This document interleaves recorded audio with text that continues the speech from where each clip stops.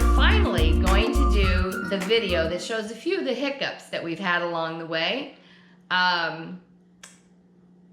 Still love our Runaway. I think you have hiccups with any and everything that you buy in life. So Ed is going to... So we're going to show you some of the things I've had to repair, some of the things that basically I didn't like. I do got to say that when you look at the Runaway, you got to look at value for the money that you got. And I will say that we are very happy. We believe that we got good value for the product, for what we paid. Runaway advertised that they're America's most affordable camper. And they are. And we believe so. Our maintenance costs have been very minimal, and the cost of the camper itself was minimal too. So here we go. Let's dig into this and we'll show you what we find.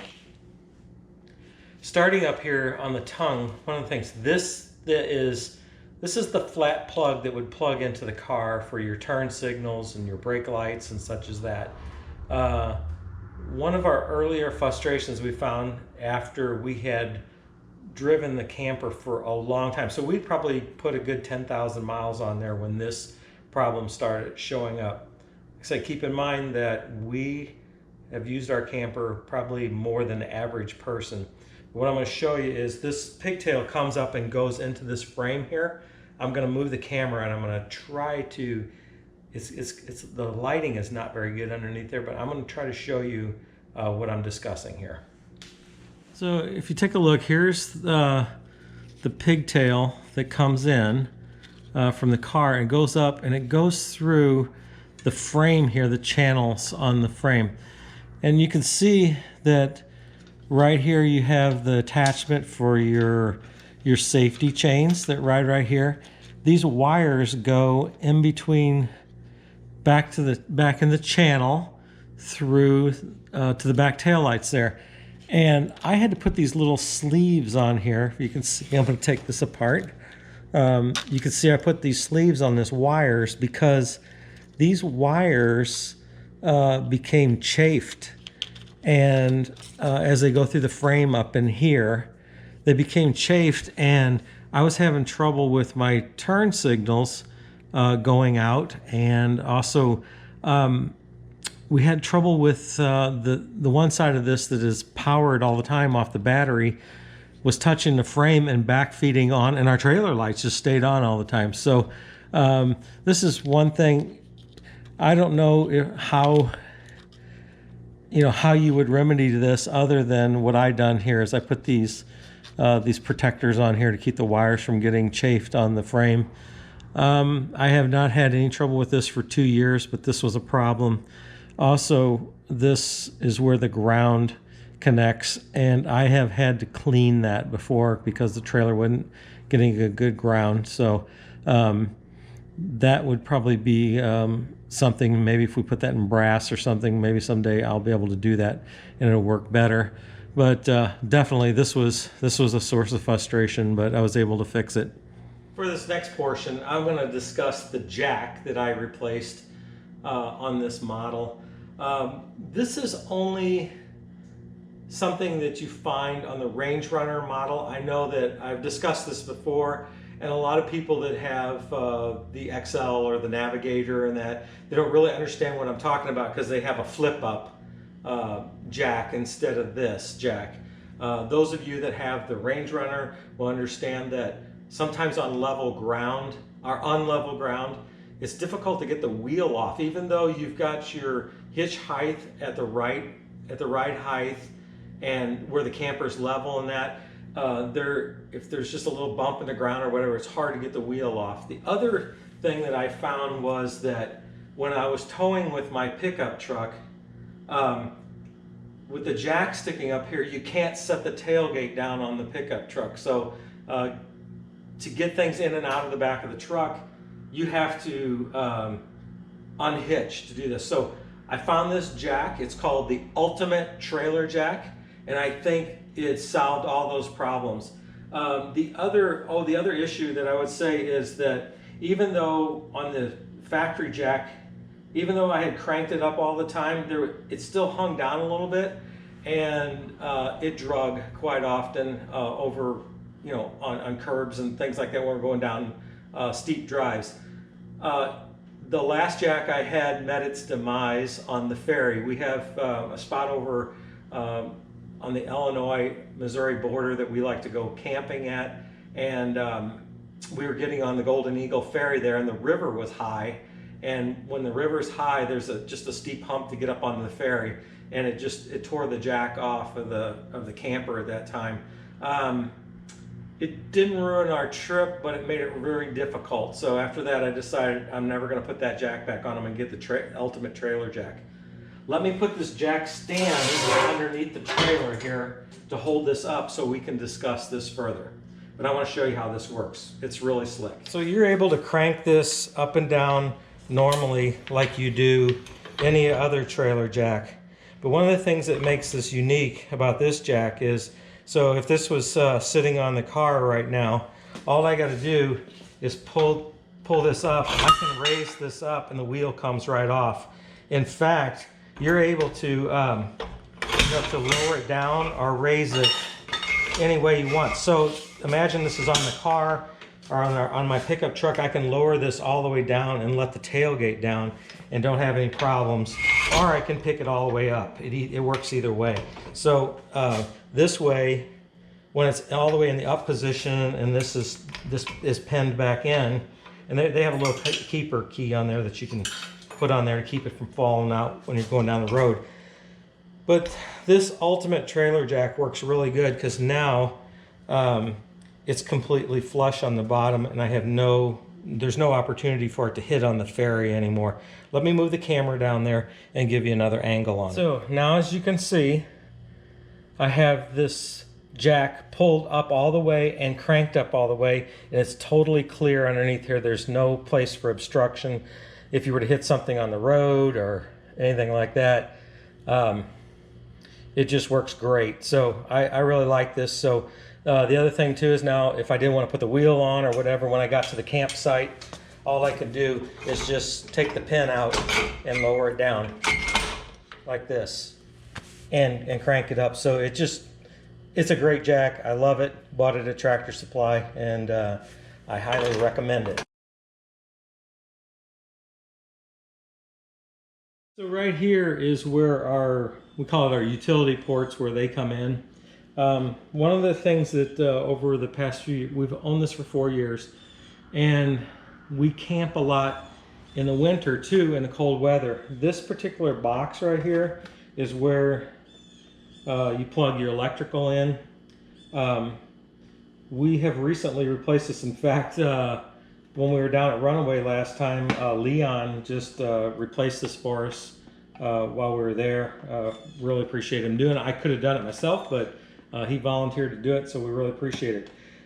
In cold weather, this can be brittle. Now, when I say cold weather, it was in the single digits, and Nancy pulled on this and it cracked the plastic. So, I mean, it can be expected to be done, but that is something we've also had to replace.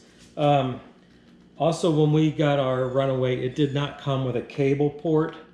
As I understand, that's something you can put in, but we did this. Actually, my son-in-law put this in for us, and just drilled a hole in there. We have a cable set, and you can put cable in there. We don't watch a lot of television in this, but sometimes when we're at RV parks, it's nice to plug in there so you can get the weather channel. So that's something we added. It was a coaxial cable. Here on the front of the camper is the cover for the air conditioner. I do got to say that it's become very frustrating trying to keep this clean because everything comes up here from the road. I honestly don't know of a better way that Runaway could have done this. Otherwise, I would suggest it. On the newer models, they no longer use these bungee cords, and they got some snaps on the back. I think that's just a good improvement. Perhaps more of a permanent type of cover that had some vents in it. I don't know. But the thing that you got to be really careful about, now we have the original air conditioner in this. It's 4 years old, and we've never replaced the air conditioner. But I do know that one of the things that people have had difficulty with is just remembering to take the cover off before you turn on the air conditioning. So I just put this on for demonstration right now today, but my general rule of thumb is if I plug the electric in, I take the air conditioner cover off. I do it right then. I don't delay. So I have never turned my air conditioner on with this cover on, and I've had really good success with the air conditioner. But I wish that there was a better way to do this other than putting a vinyl cover over it, but I really don't know how they would do that better. But it's just something you got to remember, and just keeping it clean is really difficult. So I'd say over the past 4 years, we've probably put somewhere around 25,000 miles, maybe more, but that's a conservative estimate on the camper. So at this point, we especially this last summer, we went out through Montana and Wyoming, and we drove a lot of gravel roads. So we got a lot of battle scars right in here. You probably can't see them from the camera, and the surface is a little dirty right now because we haven't washed it from the last time we took it out.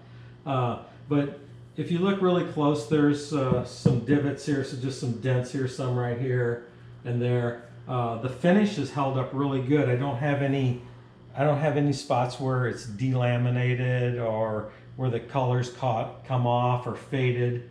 So I'm really pleased with the finish and the way it looks. But we do have some dents in here just because rocks come up here. Now I know I actually mentioned this before in another video, and some people suggested that I should put mud flaps on my car. Well, the car that we tow with is Nancy's daily driver, and she is not going to let me put mud flaps on that car. I know they have rock tamers and things like that, but yeah, we got a few road scars on the camper. We're not overly concerned about that. We bought this to use, and although we try to take care of it the best we can, it's not a concern of ours. This is just a thing. It's a tool. It's something we use to have a good time. It's not something I'm overly concerned about. But you will, over time, especially on this half, because it hangs out from the side of the car a little bit, you'll get some dents in here. I don't know. I'll try to hold the camera up here close, but I don't think you'll be able to see it.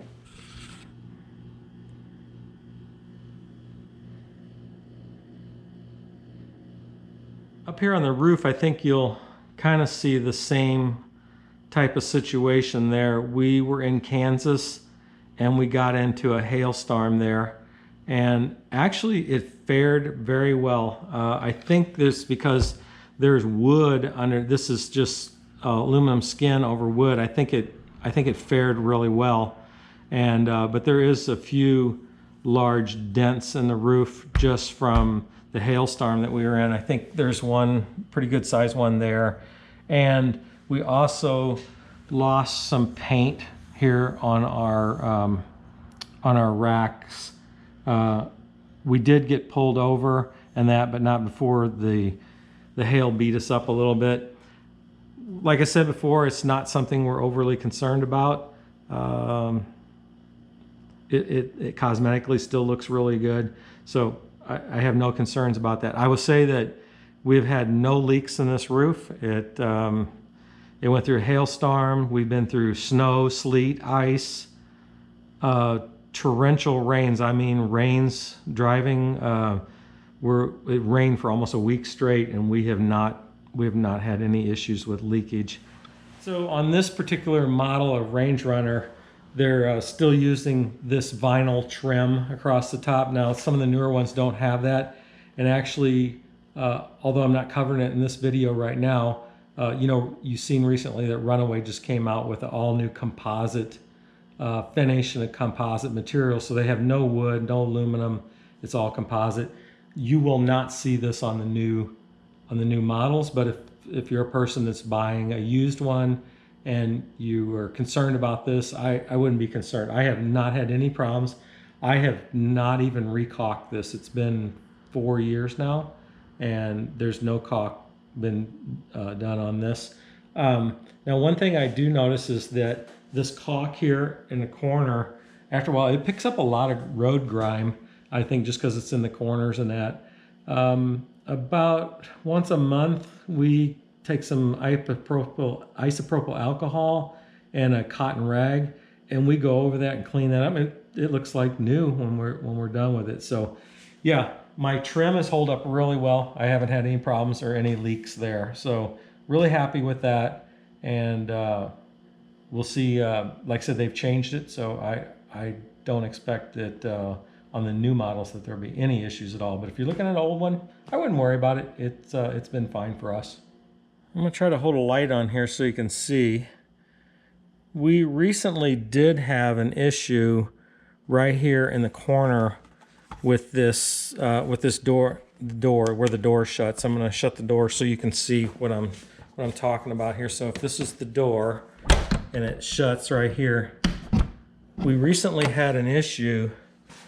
Now, I mentioned it a minute ago, in that we got in a situation where we were in rain, driving in rain for over a week period, and this door started leaking just around here, and on the inside, let's see if I can do it. On the inside right here is where the wood is, and we've seen just a size of about a $50 right there where water had seeped in. Now we have no delamination, and today you can't even tell it, but the day that happened you could tell. So I actually discussed this with Leon at Runaway, and he actually did this for me, but a person can do it themselves.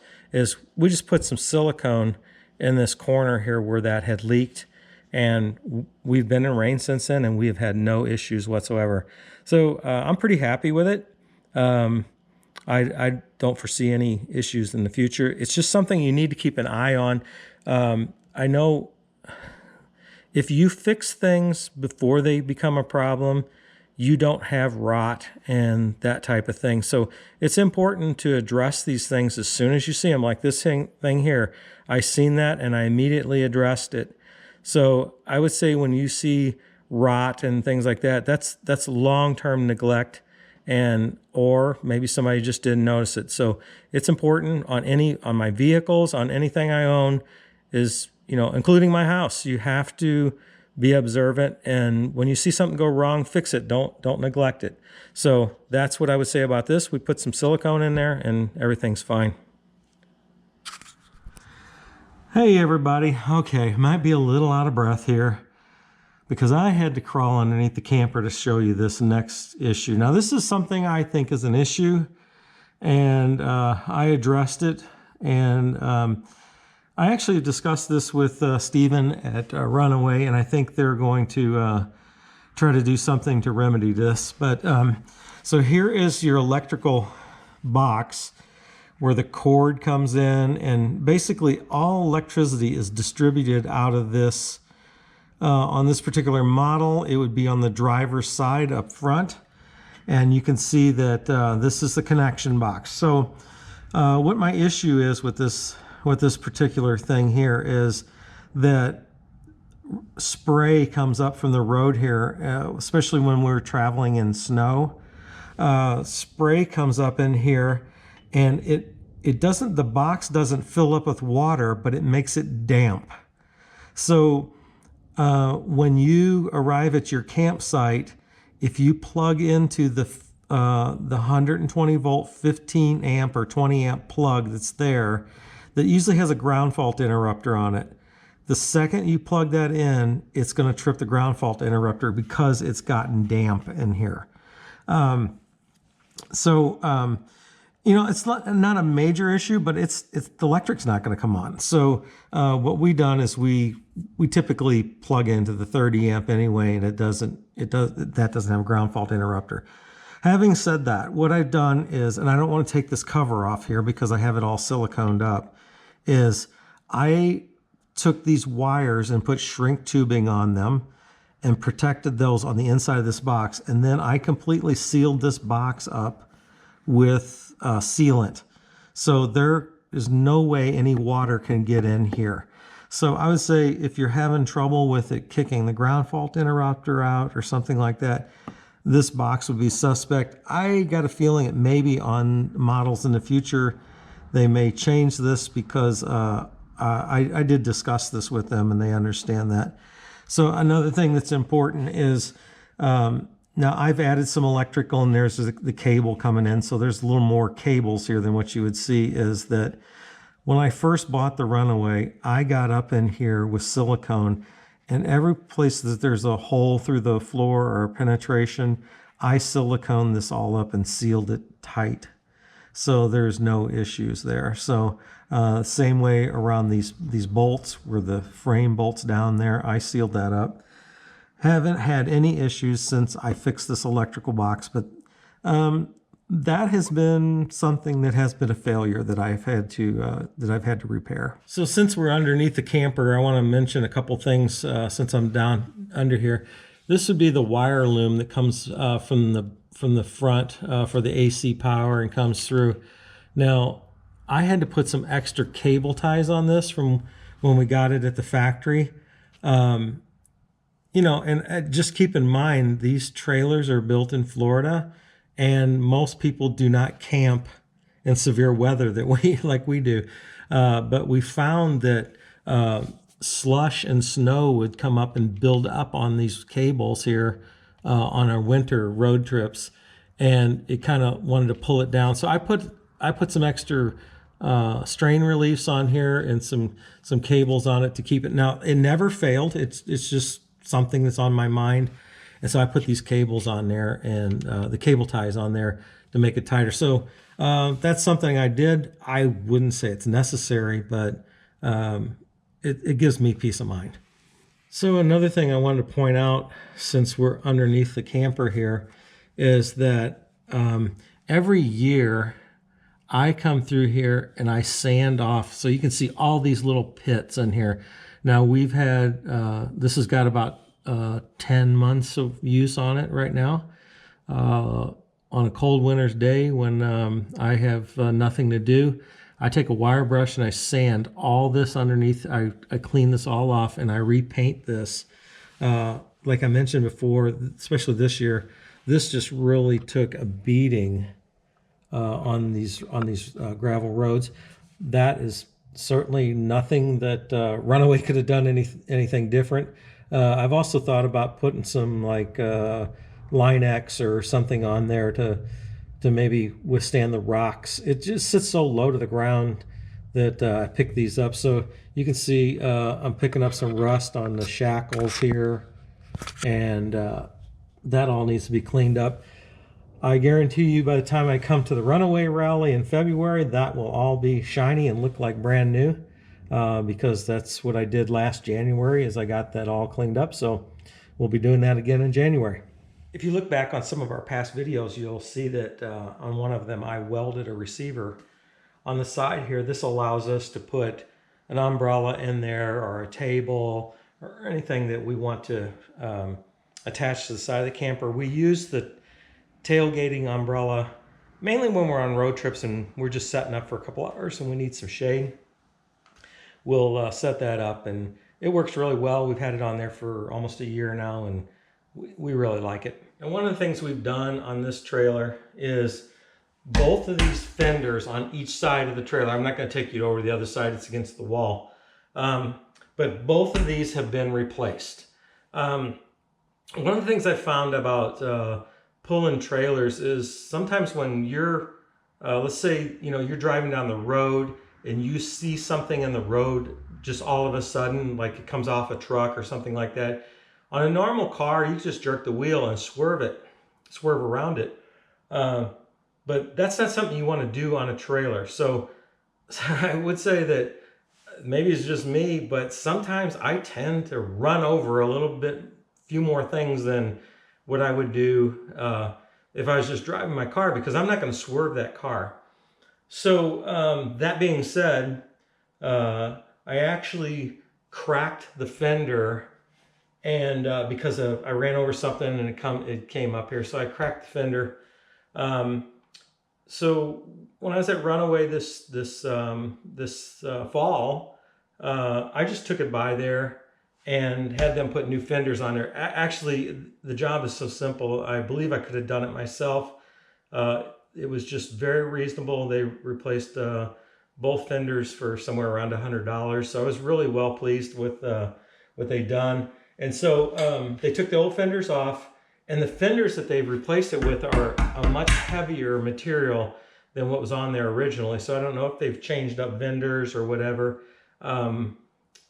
So I'm really pleased with the new fenders that Leon put on there and the new marker lights. So before, the marker lights were plastic, and both of those had cracked just from stuff coming up off the road. The camper sits down really low and a lot of stuff flies up there. So now we got a metal light here, and the fender is a lot thicker, so I don't foresee any problems. Just went ahead, we only cracked one, but I replaced them on both sides so they would match and they would look the same. So I'm really pleased with it. I think one of the things I'd like to change about this whole setup here is this cap covers the bearing buddy on the inside of the wheel bearing. Now, I'm going to be doing a video here really soon on just maintenance and care on this wheel and how you grease that and everything. So stay tuned for that. But one of the things I would say is that you have to take this wheel off because this cap does not pull off. If I was going to do this different or whatever, in fact, I may change this at some time, I would take this off and maybe put a hubcap or something on there, or just get aluminum wheels, because I'd really like to be able to get to the bearing access without taking the wheels off. I feel like, you know, that would be easier for me. Listen, if you're not greasing this once a year, you're asking for trouble. So for me, I do it at least once a year, and sometimes if I'm getting ready to take a big long trip, I go ahead and take this off and grease it. Since we're sitting back here and we're talking about tires and wheels and hubs and such as that, I will say that the tires that originally came on the camper only lasted about 2 years, and they were pretty well worn, but they still had a little tread on there. One of the things I did was I looked down in the tread and I seen cracks, and there immediately replaced it. And I got a really good tire. It's not a radial, it's a bias tire. It's rated for trailers. I've got a good friend here in town that's got a tire shop, and I trust him. And I put on here what he asked me to put on here. So one of the things I would do is don't just pay attention to tire tread and how thick, how much tread you have left. Look down in here, make sure you don't have any cracks. Listen, don't take any chances on this. You know, you're heading out on your vacation or your trip and everything. The last thing you want is a flat tire. Knock on wood, I've never had a flat tire in this, but I got to say that we don't take chances on tires. So right now, I'm on a schedule right now. I'm going to replace these every 3 years, whether they need it or not. I don't want to get dry rot or anything like that. So after 3 years, so these got 1 more year on them, and they will be replaced next summer before we head out on a heavy travel schedule. Yeah, don't take any chances on that. Make sure underneath there's a spare, so make sure that you check that spare and make sure it has air in it. But hey, let's try to prevent using that to begin with. You know, sometimes you can't help it. You run over something and it tears up a tire, but keep an eye on your tires. I would say that if you still got your original tires on a Runaway, those are pretty much just transport tires that they've used to get it someplace. My personal preference is just go ahead and replace them. So back here in the back is the stabilizer jacks, and yeah, these things, I have a love-hate relationship with these things. It's not something I really enjoy. I have thought about taking these off and maybe putting a crank type on here or something, but along with that, this just probably inviting myself to have more problems. But there's a spring inside here, so when you pull on this to take this off, you got to pull out and then swing it down, and you can see that with the spring in there, it latches into this notch here, and that's what causes that. So you can see I'm right here. This is up like this, you can see I'm right here in a path of a lot of dirt. So these things get dirt in them. Oh, there's some problems there. These things get dirt in them, especially on mud roads and things like that, and makes it a little difficult to get down at times. So you got to keep that clean.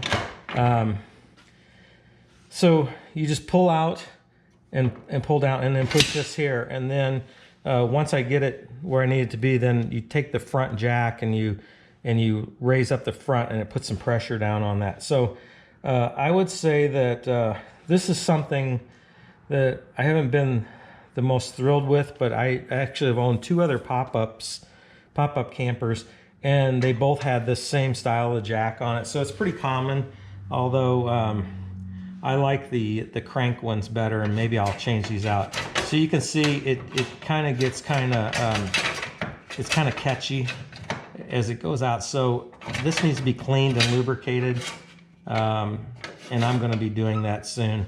And you can see from last road trip, it's pretty pitted up. So if there was something that I would say that frustrates me, it's these jacks. I'm not really that thrilled with them, but once again, I am thrilled with the Runaway and the value that I've gotten out of that. Just not happy with this jack. So anyway, that's stored up like that. I'm going to go ahead and put this back down, because I got to say that when you store your Runaway, always keep at least 1 foot on the ground, because if you climb into the back of your trailer without this foot down, you could flip it up on the end because you have too much weight on the end.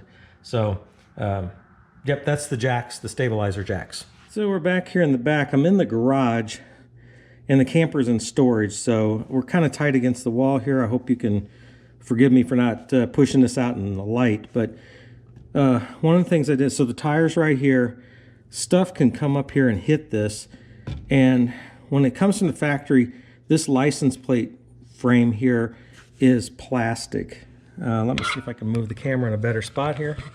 It's plastic. That's not going to last any time at all. So I have actually lost 3 license plates on this camper. Some people have relocated this to a different position in the back of the camper. I chose not to do that because I just didn't want it hanging on the finish in the back. So anyway, I put this metal, I just got this from AutoZone actually, and it was like $6. It wasn't that bad of a deal. So I put that on there, and thought I had the problem solved. And lo and behold, the very next time I lost my license plate. Let me move around the front and I'm going to explain that to you. So one of the reasons why, we were kept losing license plates is because of the quality of the license plate itself. Now, for you folks over in Illinois, I know that you don't have this problem because all you put your former governors to work making license plates, and they make quality material there. But over here in Indiana, our license plates are so cheap with this aluminum that they tear out and break really fast. I know I've lost one on my car just in the car wash.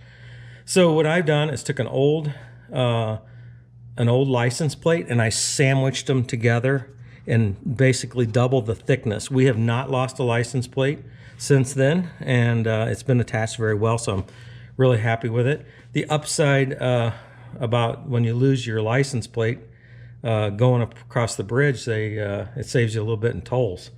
So anyway, but that's not a long-term solution. So anyway, I doubled my license plate up, put the metal bracket in there. Have not lost a license plate in 2 years. So yeah, I'm pretty happy with that, and you might consider that too. I know in some states you can actually put a motorcycle license plate. It's pretty low to the ground, and it can hit. I know that some people relocate the license plate in another place, but for me, by making it double thickness, yeah, it works pretty good. Well, hey, thanks for hanging in with me on this as I kind of showed you around the camper. I know that a lot of people were probably thinking, hey, you're bound to have more problems than that. We honestly just have not had any problems. We haven't any real bad leaky issues except for the issue I showed you. In an upcoming video, Nancy's going to go over some things on the inside with you. But this is mechanically what I've found to be with the Runaway. We're very pleased with it. Value for what we got, we're pleased. But there is a few things, and what I would say is, just like I said earlier, anything that you own requires you to be diligent and don't let things go, and fix things when they break, and life's a lot simpler. So anyway, thanks for watching. I've lost Herky. I don't know where he went. He was out here in the garage with me, and he's abandoned me now, and he's inside.